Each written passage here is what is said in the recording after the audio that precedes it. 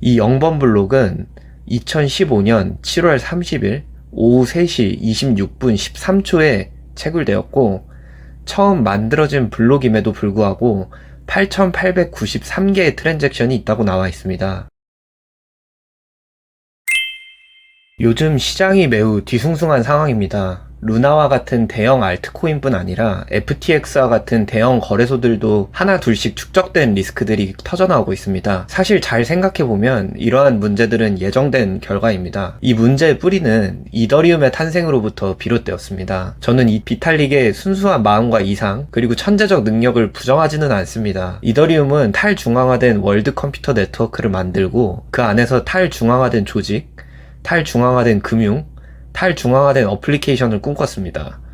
하지만 정글과 같은 이 자본주의 세상에서 이더리움의 이 가능성이 탐욕으로 변질되고 말았습니다. 이더리움의 스마트 컨트랙트는 ERC20 기반의 토큰을 누구나 손쉽게 만들 수 있게 됨으로써 탈중앙화된 어플리케이션을 표방한 수많은 알트코인들을 낳았습니다. 근데 이런 알트코인 중에 99%는 자체 기술로 메인넷도 만들지 못해서 버튼 몇 번으로 만들 수 있는 토큰들을 양산했고, ICO라는 명목으로 이더리움과 비트코인 모금을 받으면서 수천 수만 배로 가격을 뻥튀기 시켰습니다. 여기서 멈추지 않고 이더리움의 ERC721이라는 NFT 사기를 마음 놓고 칠 수 있도록 또 한 번 허락했습니다. JPEG 그린 파일을 가지고 NFT라는 토큰으로 클릭 몇 번으로 포장해서 마치 대체 불가능한 자산인 것처럼 그럴싸한 마케팅과 함께 사람들의 등을 쳐먹었죠. 거래소들과 투자기업들은 이러한 추세에 동조하면서 디파이니, 시파이니 하는 파생 금융 상품들을 만들어냈고, 허공에서 돈들을 찍어내고 굴리는 도박판들을 마음껏 운영했습니다. 개인에게로 경제적 주권을 되돌려주기 위해 탈중앙적 네트워크인 비트코인을 만든 사토시의 원래 목적은 완전히 부정되었고, 여기에 블록체인이라는 상업적 이름을 붙여서 본래 취지를 퇴색시켰죠. 이 모든 것의 원죄는 안타깝지만 이더리움에 있습니다. 이더리움의 본래 취지가 선한 의도였겠지만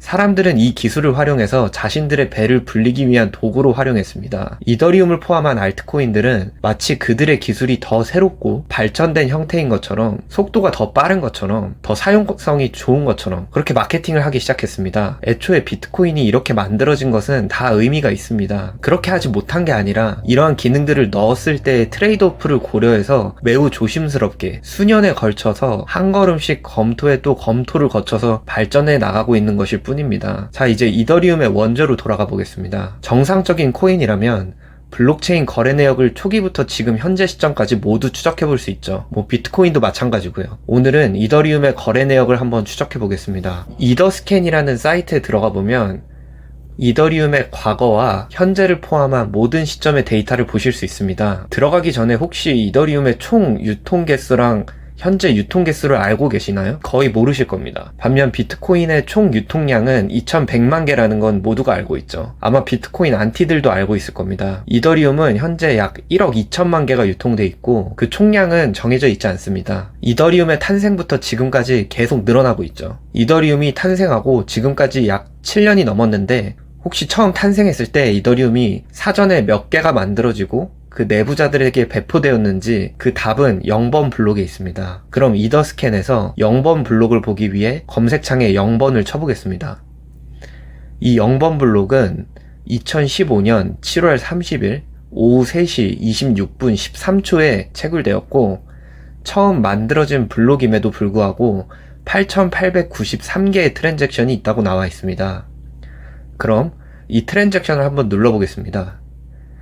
여기 트랜잭션을 보면 같은 시간에 제네시스, 즉 초기 생성 물량이 알 수 없는 이 수많은 주소들로 다량의 이더리움들이 8,893건이 뿌려진 것을 알 수 있습니다.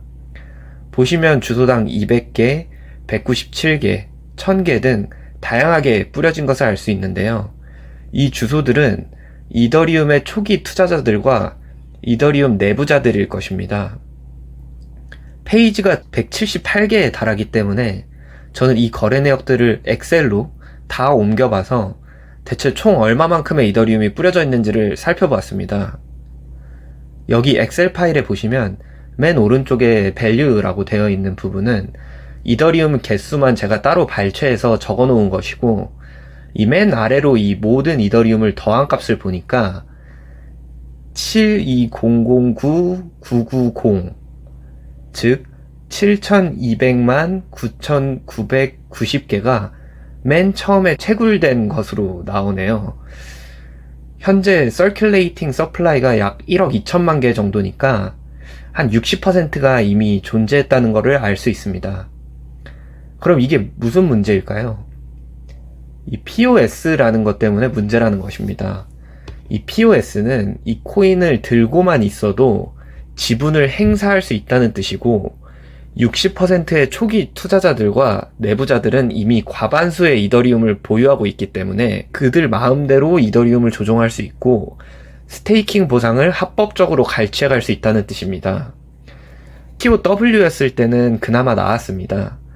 코인이 많다고 해서 네트워크에 직접적으로 영향을 주지는 못했거든요. 네트워크를 유지하는 해시파워와 코인을 유통하는 코인 보유 여부가 서로 독립성을 유지했다는 것이죠.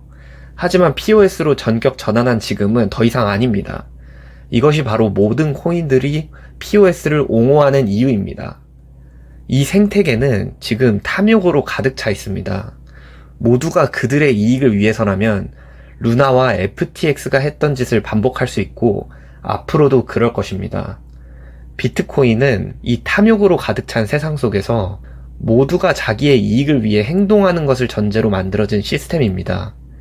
채굴자가, 비트코인 보유자들이, 비트코인을 심지어 공격하려는 자들도 그들의 이익이 최대한으로 발현되었을 때 오히려 비트코인은 더 단단해지고 강해집니다.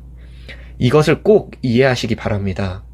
이 모든 사체의 원죄는 안타깝지만 이더리움의 0번 블록입니다.